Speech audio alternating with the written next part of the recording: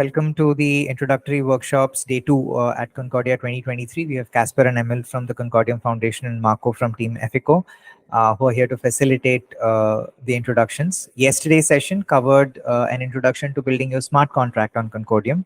And today we are going to take a look at how to connect your browser wallet and build your first dApp on the Concordium layer. For those who have missed out any of the previous sessions and videos, recorded videos of those will be made available via the Deffolio dashboard. Watch out for a notification on the same. And for those of you who went with us yesterday, a brief primer. Casper and Emil lead everything to do with smart contracts at the Concordium Foundation, are here to help you figure out your rungs around the dev environment that you need to build something spectacular. So over to you, Casper. Thanks. Yeah. So I'll just share my screen. She said today we're covering dApps. So we're building on top of what we did yesterday, but to those who weren't here yesterday, I will still give you the overall idea of what we're building. So don't worry. I think you'll be able to follow along just fine. And you can always watch the first part later. Yeah, so we're doing like a voting themed demo today. Yeah, I'll give you more details later. So what we're going to cover is like a recap of the whole problem here. And then we're looking at like a front-end integration via the browser wallet and how to install the browser wallet, and then building a dApp front-end for our voting contract that we built yesterday. And then we'll look at Concordium's identity feature again and look a bit about why you should build on Concordium, and then some additional resources and questions. The plan is to have 10 minutes for questions, at least 5 towards the end.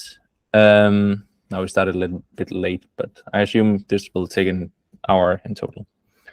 So the problem that we're solving is, imagine that this is you, and you like singing, you like competitions, and you hear that the new Eurovision or Asiavision is coming along, and you think to yourself that you're going to vote on your own country, naturally.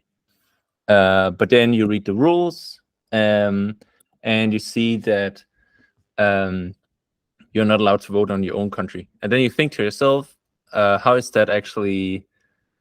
how is that ensured that you cannot vote on your own country? And there are 2 ways of voting, at least in Denmark. One is that you call in, but you can just, and then they check the phone number. But of course, you can just buy like a burner phone or something from a different country, and then you can vote on your own country. And the other way is that you can use an app on your phone, but maybe that uses the... Like if you use a VPN or something, maybe you can get around that. And then you recall from yesterday that Concordium has an identity layer built in, so that when you create an account on Concordium, the first thing you have to do is create an identity where you send in your a photo of your passport and photo of yourself, and then this data is registered, but it's not public to anyone. But there is a way to prove things about yourself. For example, that you are not from the country you're voting on. And that's what we're going to build today.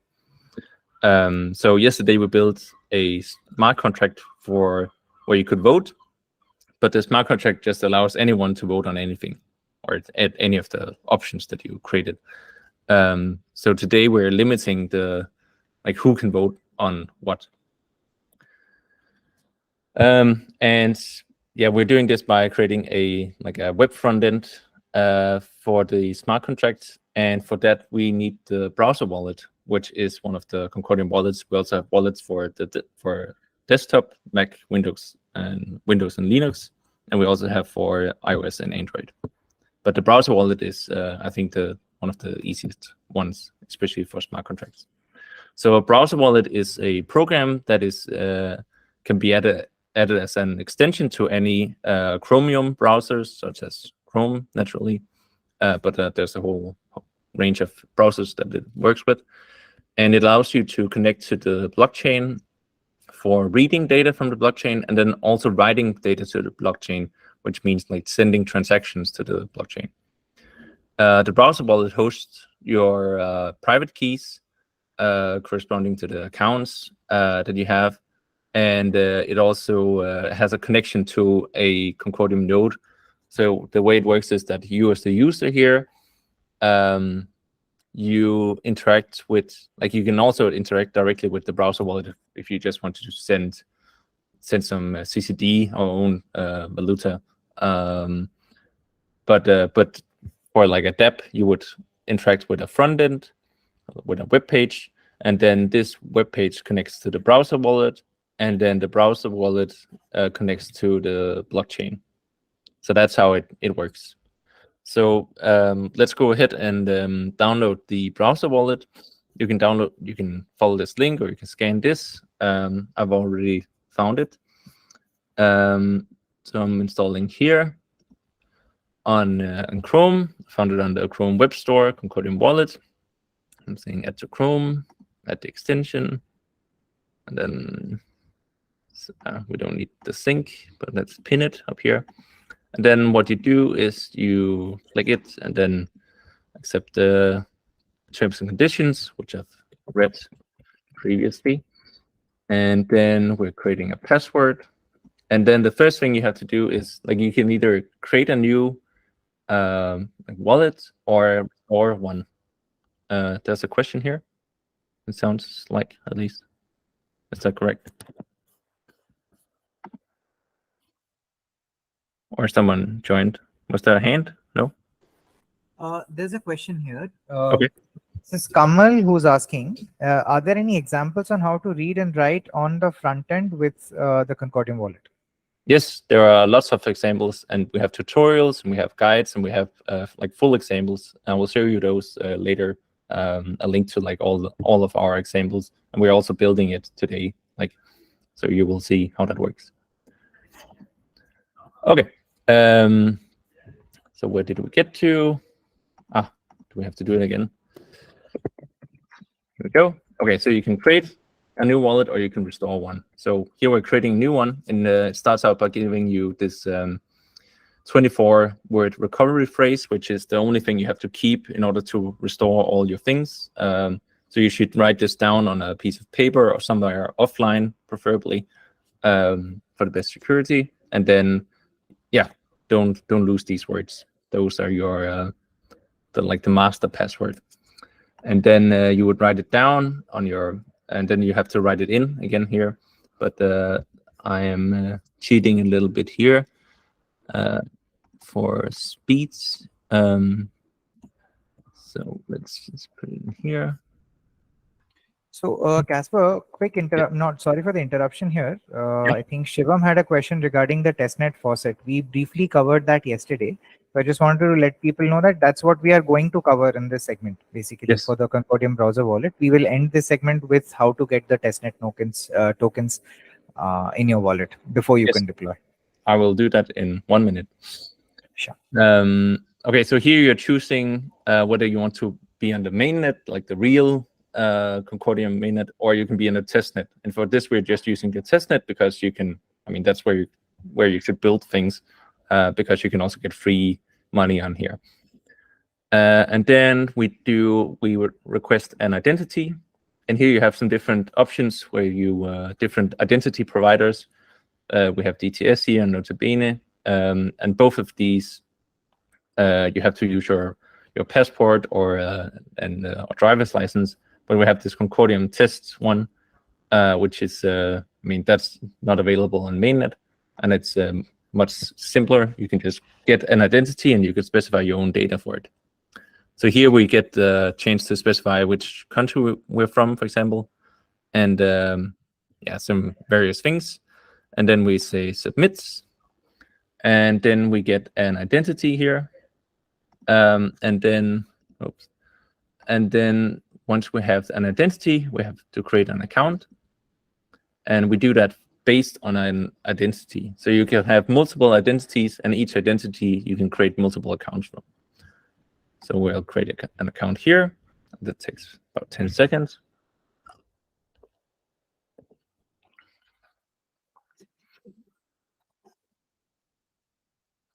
Right, and then what we can see Like there are some different things here. There's the public balance and like collectibles, like if you have any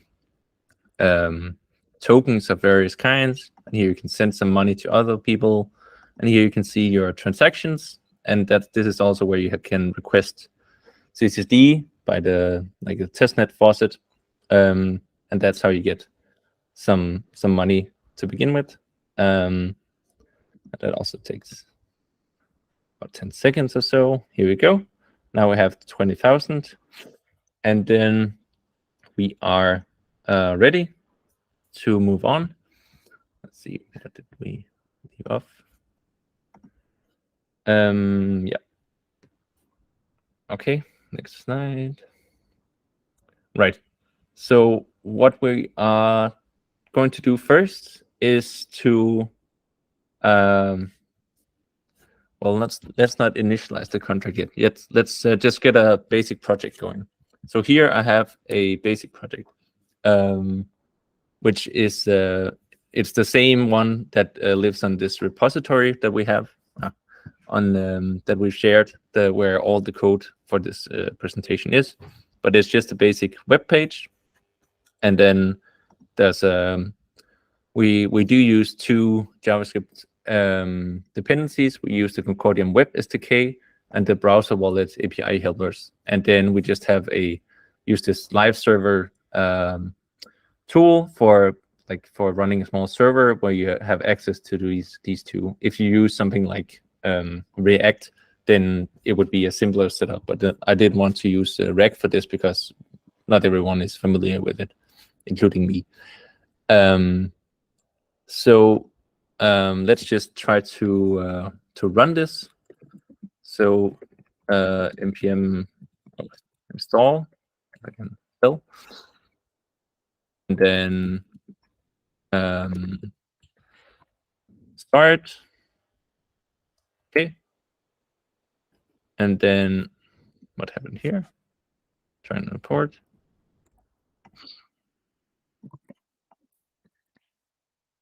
Okay, here we go.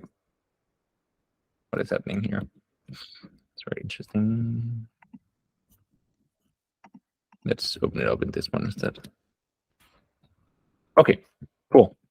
So we have this basic web page, which just says Eurovision. It's not very exciting, but what we have here is like a basic HTML thing. We have like some style sheets that just makes it look decent. And then here we are importing the SDK and the helpers. That's what we specified in the package to JSON. Then we have this script here where we'll do all things. And in the bottom here, we have a title and some different sections. So the first thing we have to do is to get access to the client, which we will use to talk with the browser wallet with.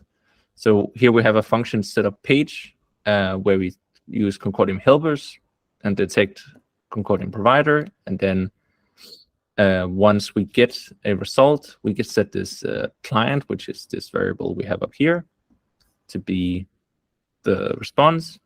And otherwise, we'll create an alert.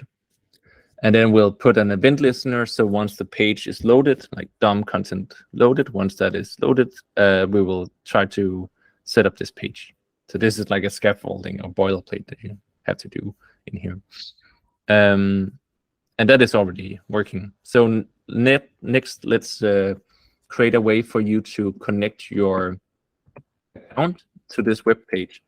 So the way that it works is that in the browser wallet, you have to allow that this account now can talk to this website.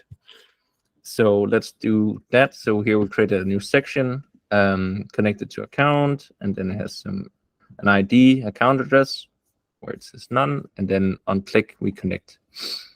And then let's create this connect function. So here we're saying client, and that's the client that we got before when sitting on the page, connect, and then we get an account address, and we set this variable current account address to be it. And then we get the document by ID and set the inner HTML to this account address. So that's this thing here. we're finding, like, can you find this element and then replace this with the account address that we just got. Okay, let's see if that works. We say connect, and then the browser wall comes up. Do you want to connect this account of yours to this website? This will allow the website to see your account address, public balance, transaction history, and suggest transactions to sign. Okay, yes, let's do that. And then we see our account address here, and it's the same one as is here. Cool. Yeah, the next thing we're going to do is, did I not have the, it went out, is initializing the smart contract.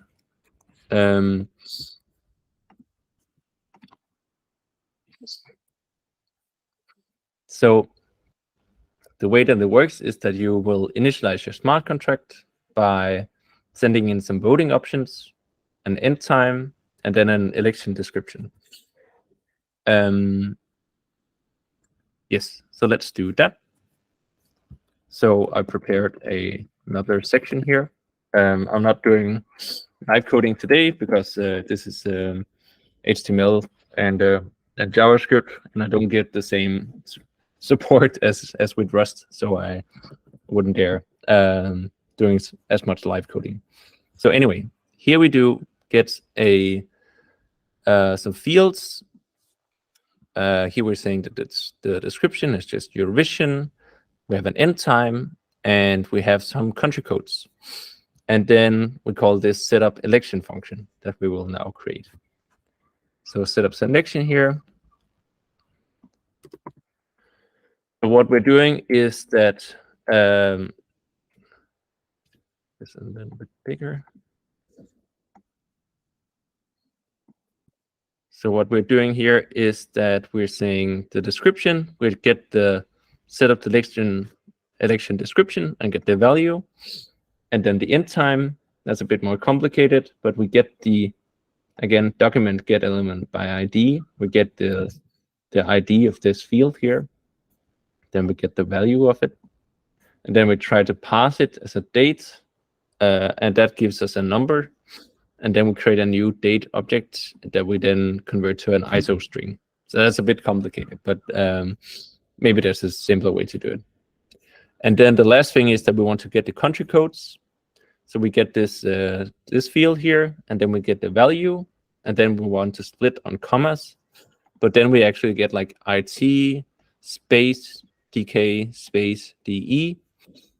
So we map each of these elements and say we trim it, so we just get the, like, we remove the extra spaces. We just get IT DK DE, a list of those.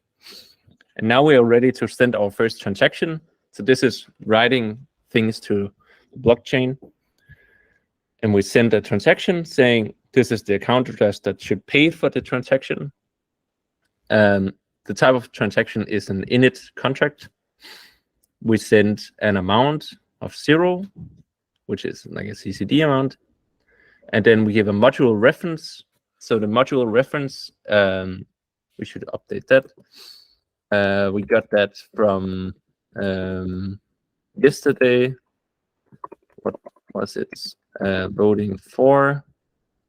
So that was the module reference that we got from yesterday. And that's where it says which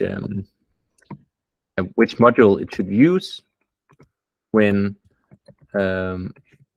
initializing this contract. And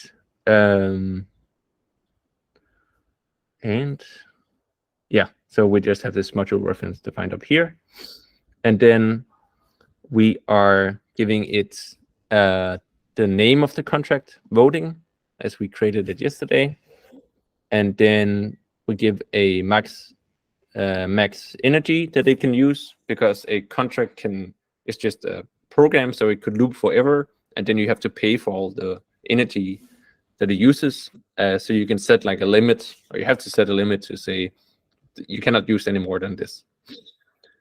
And then we give the parameters. So we give a description and the options, and we give the end time.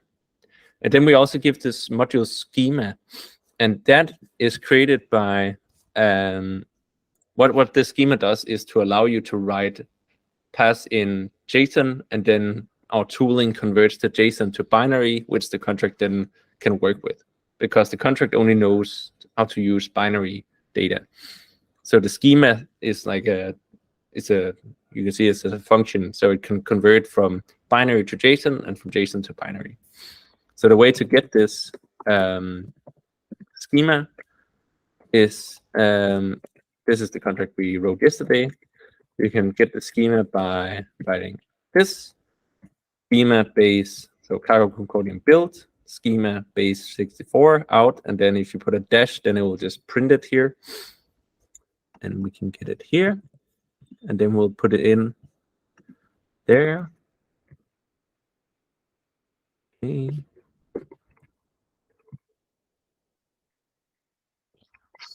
Okay, we have the schema that we also include, and that is so we can convert this to binary, or the browser wallet can convert these parameters to binary, and then if this works, then we make a pop-up, and otherwise we make a different pop-up with the error message. So let's see if this works. Let's say create new contest. Oh, site is not whitelisted. That's because I'm creating a real basic website, so I'm not storing that we have this. I'm not saving the account that we are connected to, or the data. So you would have to do that in like in React, you would save this in like the local store or something. And then here we're creating a new contest, and we can see here something popped up. Now we want the browser wallets wants us to sign this transaction that we're sending to the blockchain. Initialize smart contract instance. This is the sender account. This is the module reference. That's what we specified up here. And we have the name of the contract. We are sending 0 CCD, and our max energy is 3000. And here's the description, the options we just entered, and the end time as an ISO string. Then we say sign and submit, and we get this transaction hash, which we can then look up here. This is dashboard.testnet.concordium.com. And we can see here, instantiated with account address or contract address 5002. So that's really useful. We should note that down, that this is now the address of the contract that we just created. So the instance of the contract we just created. Next up, let's try to vote. I'm adding this new section, and we put in like the default value here, the contract index, and then just a second. Then what we're doing is to say we have this voting option, and then on click we will call the vote function. So let's write the vote function. It will be quite similar to the one before. So we'll first try to get the contract index from this field, and then we'll try to get the voting option from this field down here. And then we'll send a transaction with the account address again. And now it's a contract update, and we send 0 CCD. And now we give the contract index. That's the 5002. And then we also specify a sub index, but that is always 0 currently. It's not used, might be used in the future. And then we have this receive name. So what is the name of the method that you're calling on the contract? And that's the vote method that we created yesterday. And then we also say the max energy. And then we give a parameter, which is the voting option. And we give the schema again. And then if it works, we get the transaction hash back and we print this message. Okay, so let's see. PK. click up here again. Okay, update smart contract instance, sender, the contract index, voting vote, 3000, and then the parameter DK. Cool. And then it also says that it will cost about 9 CCD. Okay, send the transaction.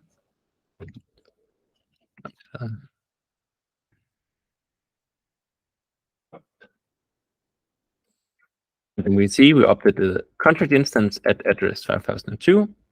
So now we can check contract. Remember the Concordium. This is actually an alias for Concordium client. Like this, so we can say contract invoke 5002. Entry point view, and then we can see it's not called node. Just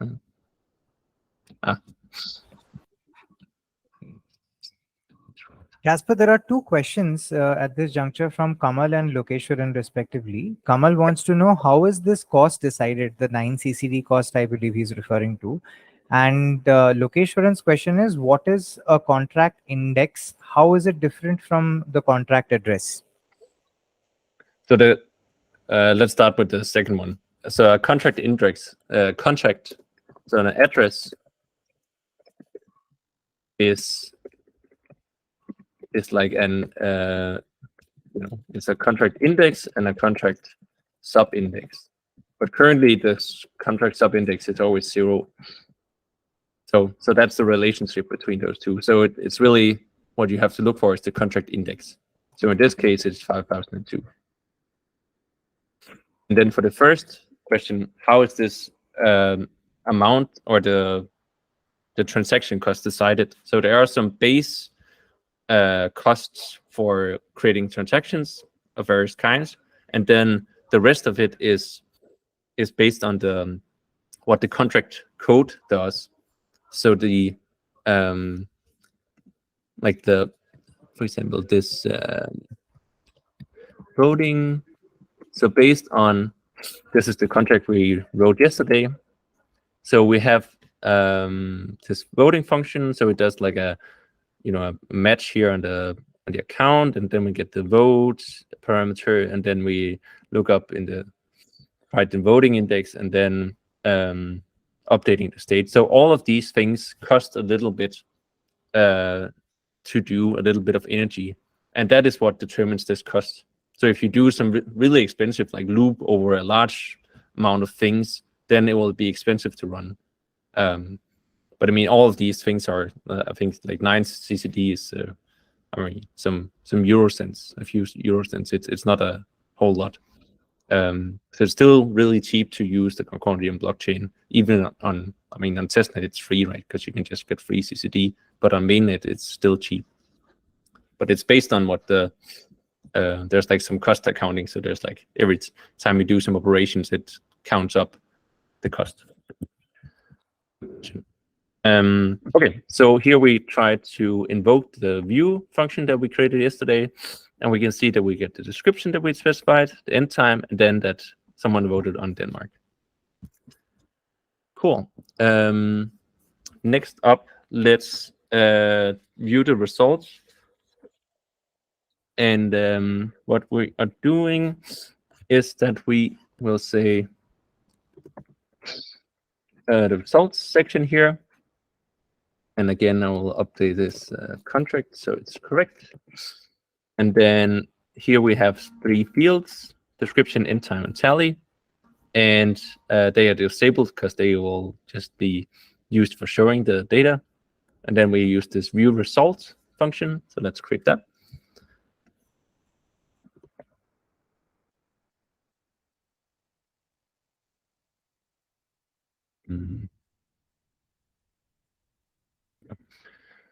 So we're getting the contract index, which is specified there, this field. And then we're doing something a little bit different because now we're not creating a transaction. So we're not writing to the data, we're writing to the blockchain. We're just reading data from the blockchain. So here we are yeah, we're just reading. So it's a little bit different. We get a JSON RPC client and invoke contract. And then we set the contract index, and we say voting the view. That's the entry point of the receive function we want to call. And then when we get a result back, that's the binary format. And then we want to convert it to JSON so it's easier to use here. So what we're doing is that we use this function deserialize receive return value. And we convert the return value from the view result here. We return then we convert that to a buffer, and it's in hex format. And then we convert the raw module schema, which we defined further up, and that's in base 64. We convert that also to a buffer, which is like a byte array. And then we say we're using this voting contract and the view function, and then like the version of this schema thing. And then afterwards, we have this return value with some different fields on it. And then we want to update this field by setting the description, and the other fields here by setting the end time. And then we could just set the final field with the raw output, but it's a list of lists because it's that's how it represents a map, which a dictionary, which it is. So we're doing like we're mapping it to make it a little bit nicer. So we're saying like, for example, DK and then colon and then the number of votes for DK. And then we set this tally. Okay. So let's get the results here, and it works. We can try to vote for a different one. We can try to vote for Italy, and then sign here, and then we wait a little bit. Maybe we can, here we go. And now it's Italy. So now we've written that to the blockchain that we voted for Italy. Cool. So we have 10 minutes left, 20 minutes left of before the questions. Since we started a little bit late. So now we get to the really exciting part, which is the identity things. So remember that we wanted to, like, I shouldn't be able to vote for Denmark, right? Because I'm from Denmark. So we want to check that the voter is from the correct country. So I have some slides about that. Yes. So the way that it works right now is that the users, they can just send a country code to the voting contract. But ideally, what we want to do is that you would check the country of the voter off-chain, which means that like off-chain is just, it's not in the smart contract itself, but it's like outside of it. And then we make what is known as a zero knowledge proof about it. And a zero knowledge proof is a type of proof where you only prove the things that you're interested in, and you don't share any other knowledge. So, for example, if you want to get into a bar or something, and you have to prove that you're over 18, then you have to show your, like your driver's license, and then the doorman can see like your real age and what your name is and these sort of things. But that's like, so a lot of extra knowledge is being shared. But what you really want to prove is just that you're over 18, so you're allowed in. A zero knowledge proof is a way to just prove the thing that you want, like just that you're over 18. Or in this case, you can prove, you don't have to prove, you don't have to reveal which country you're from. You just have to say or prove that I'm not from the country I'm voting on, and then it's allowed. So the real, like the ideal version of building this, there would be a backend which also checks the like a server which also checks the proof on the blockchain, and then we include, then it returns like a signature, and then this signature is included in together with country code and sent to the smart contract. And then the smart contract checks the signature from the backend, and it saves the vote. But we're not going to cover these things in the tutorial, but we do have an example in the repository in the advanced folder with a full working example of it. So what we're going to do here is that we're only going to create the zero knowledge proof on the front end, and the front end will only allow you to vote if the proof is valid.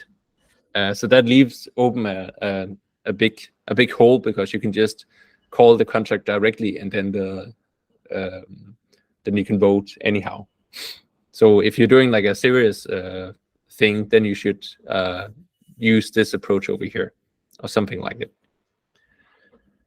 But we don't have time to cover all this today. I mean, it's not it's not very complicated, but it is some extra code.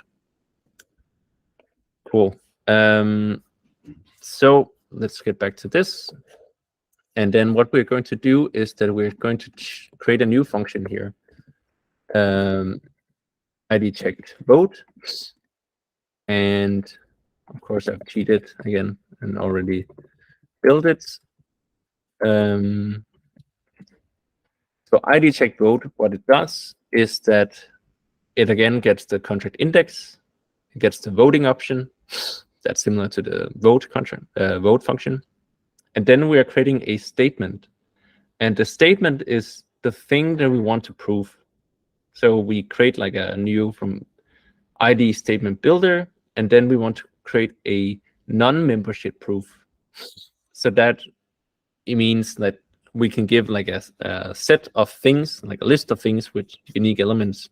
And we want to say, we want to prove that you are not part of this list. And specifically, we want to say, we want to look at the country of residence. So what we want to prove is that I am not part of, like I don't live in this country, which is the country that I want to vote on. And then we can get the statement here. So you can actually combine multiple ones of them. So I don't recall exactly there's like a range proof or something. So you could say something like your age, and then this is not the right syntax, but maybe like you could do something. There's a syntax, so you can do something like this. So you can say my age is between 18 and 30. That is also possible. So then you can, and you can also say like, I'm from born in this country, membership proof, and then country of birth, right? And then I'm from Denmark or something. So this is like, you can combine these in various ways. So you can say like, so if you can create, so you can create these various statements that you can prove. Like, so this one would say, I'm not from the country that I'm voting on. I'm over than 18 and less than or equal to 30, and I am born in Denmark or Sweden. That's pretty cool, right? That you can combine these. Okay, but now what we're just using this one thing, right? And then you can also, you have the option of including a challenge in this vote, and that's to get like a temporal aspect. So if you want to limit how long a proof can, like that the proof has to be new every time, then you can include some randomness in like a random challenge, a random piece of text or bytes that must be included in the proof, so that you would have like a backend would send you, hey, include this random text in your proof, and then when you prove it, you must include that, and then the backend will check that, and that's, you can use it so you cannot reuse the proofs that you already created. Because for this here, you can actually just save the proof, but maybe that's fine because you don't expect that people will change where they live, like which country they live in, very frequently.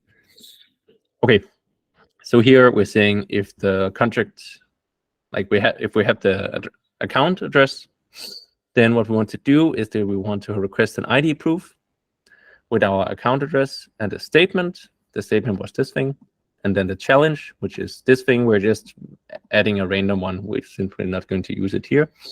And then if it works, we're going to lock the proof, and then we're going to vote. And then if it doesn't work, then an exception will be thrown, and we will create an alert. You cannot vote on your own country. We busted a cheater. Okay. So let's try to vote. Let's connect, and then we're voting for Denmark. And then it shows up here, and it says the zero knowledge proof of country of residence. You don't meet its requirement. X country of residence, none of the one countries. This will prove that your country of residence is not one of the following: Denmark. Okay, so we cannot prove this because the identity I created was from Denmark. Okay, so we reject. Busted a cheater. Damn. Okay, let's try to vote on Italy instead. And then here it says, everything is good in green. You are not from Italy. And then you can accept here. And then afterwards, we call the vote function, and it will try to vote here. And then we can get the results again, and Italy won. Okay, so that's actually it for the dApp. Do we have any questions about how this works before we move on? I just have a few more slides.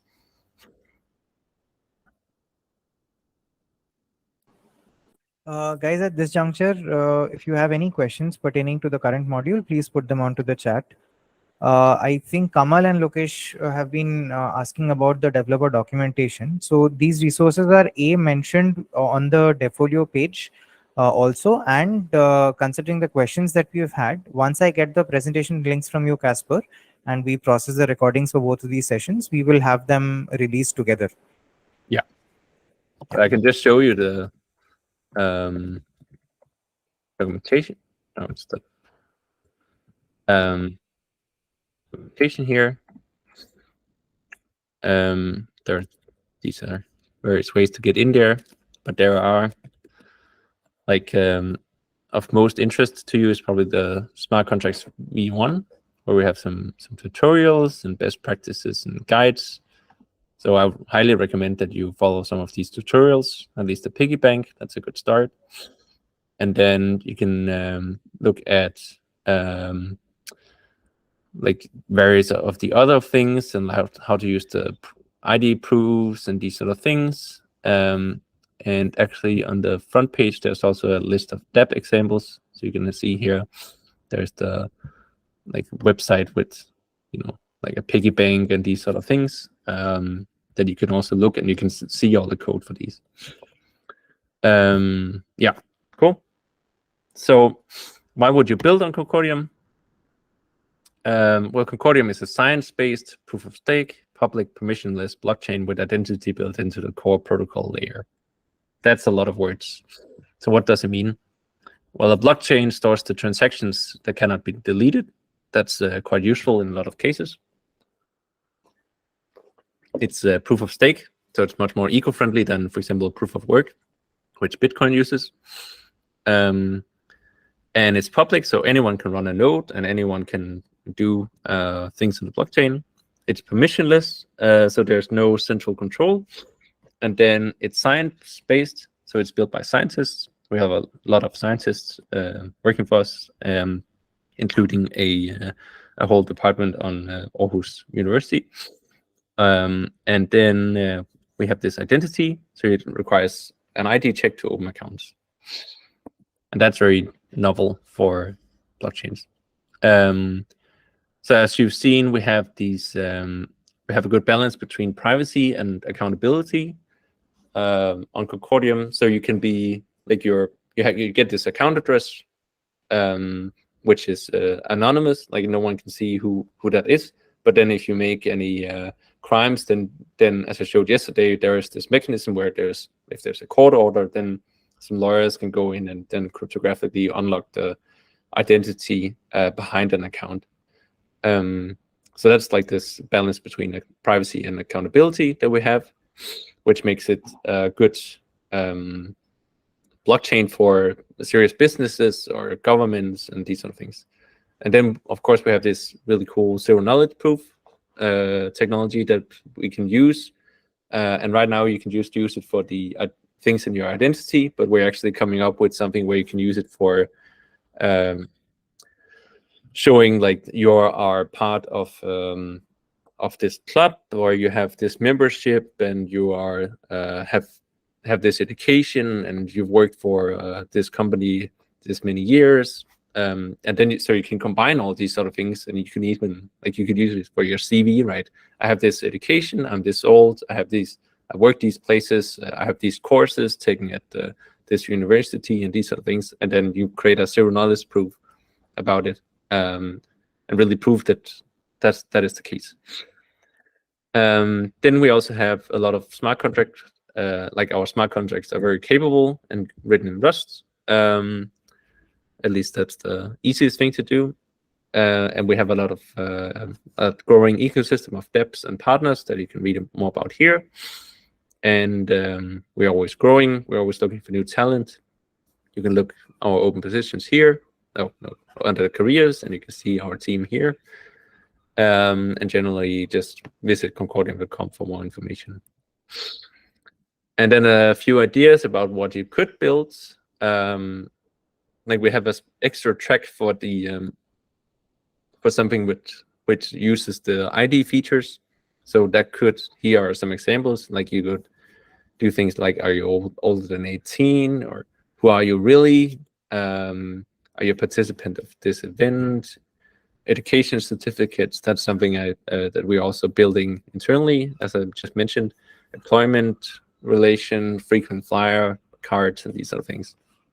All this is something that you can build smart contracts and dApps on top of. Or for, right? And then additional resources. So we have some different links here, hackathon info, we have a special page for the Graviton hackathon, which you might look at. And we have a number of front-end examples, which I showed just before, including all these. And these are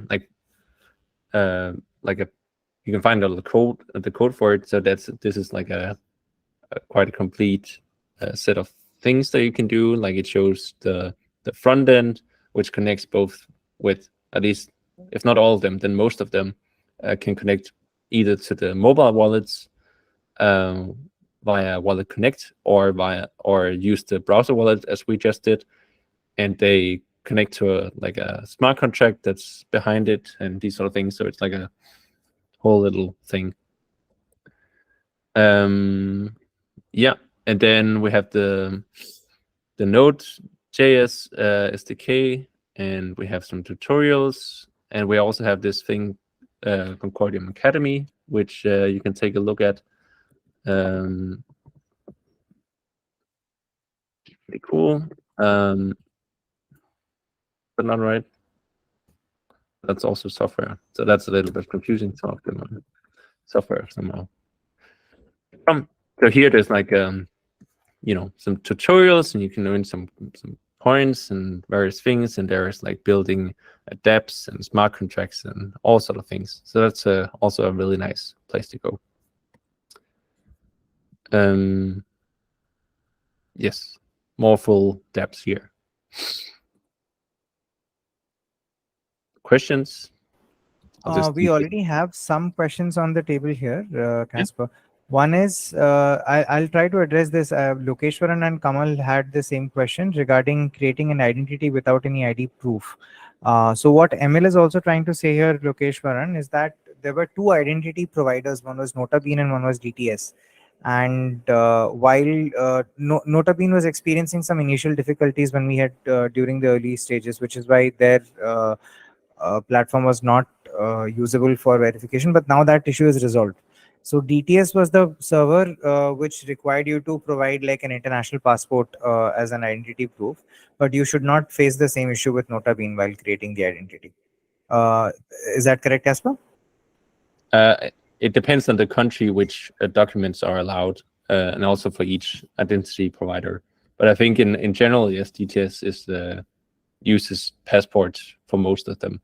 But for this, for testnet, well, of course, you also had to create a mainnet account to get the rewards, right, if you win. But for testnet, you can just use the testnet one here, as we did here. Understood. Yeah. So in terms of the developer resources, the additional resources slides that you had, Casper, both yesterday and today, we would all really appreciate if you can just forward us just a selection of those links to Marco, and then the FICO team can coordinate with us. We Yeah. will make those links publicly available aside from the recording links for both of the workshops. Yeah, cool. You can do that. And yeah, just make sure. Yeah, like we have this special Graviton Hackathon Essentials, with some more info as well. This is beautiful. So do share this link and the additional resources links with the FICO team, and we will have this distributed to all the participants. Yep, sure. Any more questions? Guys, any other questions?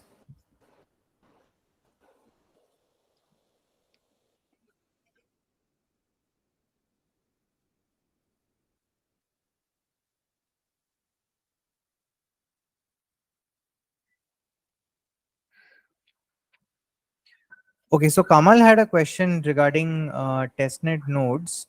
Do we need a testnet node for this hackathon? Like, Casper, can you take this? Yeah, no, you can just use this one. Node.testnet.concordium.com. So you can use that for all your things. Yeah.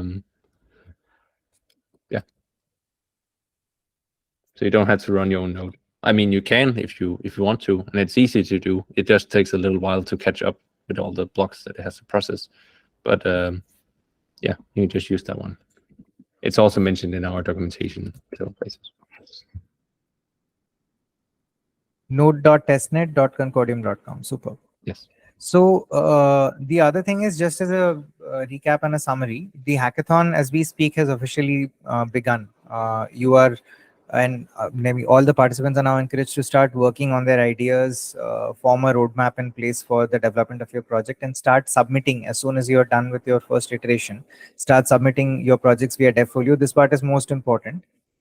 Prior to 7th, so the hackathon will run till the 28th of June, and between June 29th and July the 6th is when the Concordium Foundation will be reviewing the projects that have been submitted on or before 28th June midnight. And we will continue and ask the shortlisted candidates to then present themselves, their projects, to a larger audience and a larger panel on the demo day for this hackathon. So while you guys are already starting to build for this right now, one sincere request is to ensure that your progress is updated on the DevFolio dashboard. In fact, I would encourage all participants to check the DevFolio dashboard at least once a day for any potential notifications that are coming your way, whether it's related to the Discord sign up or related to an event schedule update. Do stay tuned to all your email notifications that you receive from DevFolio with respect to Concordia, which is where we'll be able to communicate with you. Thank you, Shivam. A big note of thanks to all the community leaders who have again ensured that the necessary attendance was in place. We will also distribute the recorded session links through you guys to make sure that everybody has the benefit of these sessions through Casper. Lastly, I wanted to add on a note, a quick reminder. I think the Graviton Circle link has been shared multiple times. It's on our website. It's on our Twitter handle also at Join Graviton. Do use the Telegram handle in case you want to get in touch with us for any sort of support query.